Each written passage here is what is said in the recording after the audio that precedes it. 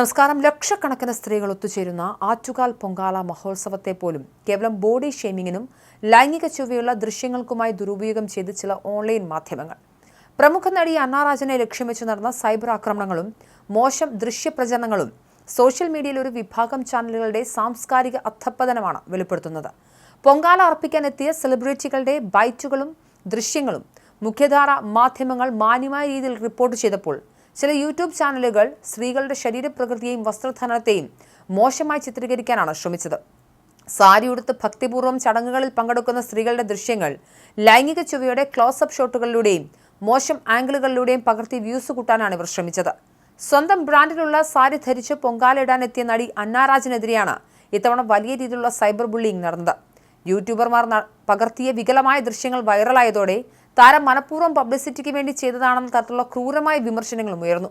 എന്നാൽ തന്റെ പ്രാർത്ഥനയിലെ സത്യസന്ധത ദൈവത്തിന് അറിയാമെന്നും ആരുടെയെങ്കിലും മനസ്സ് വേദനിച്ചിട്ടുണ്ടെങ്കിൽ ക്ഷമ ചോദിക്കുന്നുവെന്നും താരം വൈകാരികമായി പ്രതികരിച്ചു.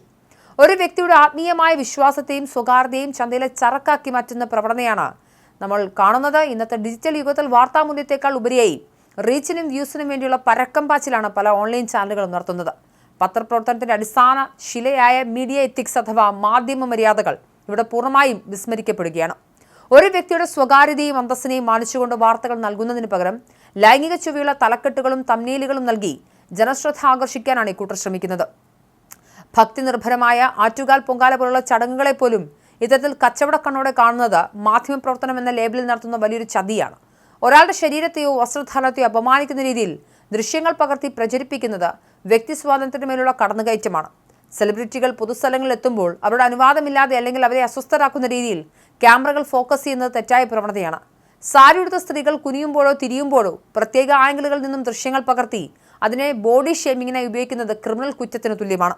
മാന്യമായി വസ്ത്രം ധരിച്ചെത്തുന്ന ഒരു സ്ത്രീയെ പോലും തങ്ങളുടെ ക്യാമറ കണ്ണുകളുടെ അശ്ലീലമായി ചിത്രീകരിക്കാൻ മടിയില്ലാത്തവരായി മാറിയിരിക്കുകയാണ് ആധുനിക പാപ്പരാസികൾ. യൂട്യൂബ് പോലുള്ള പ്ലാറ്റ്ഫോമുകളിൽ പണം സമ്പാദിക്കാൻ വേണ്ടി ഏതറ്റം വരെയും പോകാൻ ചിലർ തയ്യാറാകുന്നു. അസല ചൊവ്വയുള്ള തമ്നയിലുകളും ദ്വയാർത്ഥമുള്ള തലക്കെട്ടുകളും നൽകി പ്രേക്ഷകരെ കൊണ്ട് ലിങ്കുകളിൽ ക്ലിക്ക് ചെയ്യിപ്പിക്കുന്ന ക്ലിക്ക് ബൈറ്റ് സംസ്കാരം ഭയാനകമായ രീതിയിൽ വളരുകയാണ്. ആറ്റുകാൽ പൊങ്കാല പോലെയുള്ള ഒരു പുണ്യകർമ്മത്തെ പോലും ഈ രീതിയിൽ മലീമസമാക്കുന്നത് വഴി വായനക്കാരിലും പ്രേക്ഷകരിലും തെറ്റായ സന്ദേശമാണ് ഇവർ നൽകുന്നത്. ഇത്തരത്തിൽ വീഡിയോ ദൃശ്യം ചിത്രീകരിച്ച് യൂട്യൂബിൽ അപ്ലോഡ് ചെയ്യുന്നവർക്ക് ലഭിക്കുന്ന കയ്യടിയും ഒരു വശത്തുണ്ട്. ഇത്തരത്തിലുള്ള വീഡിയോകൾ കണ്ടതിന് ശേഷം ആ സ്ത്രീകളെ കുറ്റം പറയുന്ന ആളുകളും ധാരാളമായുണ്ട്. ഇത്തരത്തിലുള്ള വാർത്തകൾ കൊടുക്കുമ്പോൾ അത് മാധ്യമങ്ങളുടെ വിശ്വാസ്യത തകർക്കുക മാത്രമല്ല സമൂഹത്തിൽ സ്ത്രീകളോടുള്ള മോശം മനോഭാവം വളർത്താനും കാരണമാകുന്നു. സെലിബ്രിറ്റികൾ പൊതുസമൂഹത്തിന്റെ ഭാഗമാണെങ്കിലും അവർക്കും അവരുടേതായ മാന്യതയുണ്ട്, സ്വകാര്യതയുണ്ട്. പൊതുസ്ഥലങ്ങളിൽ അവരെ പകർത്തുമ്പോൾ അത് അവരുടെ ഭാര്യതയെ ബാധിക്കാത്ത രീതിയിലായിരിക്കണമെന്ന സാമൂഹിക ഉത്തരവാദിത്തം ഇത്തരത്തിൽ സോഷ്യൽ മീഡിയ കൈകാര്യം ചെയ്യുന്നവർക്കുണ്ട്. എന്നാൽ പലപ്പോഴും സംഭവിക്കുന്ന നേരെ മറിച്ചാണ്.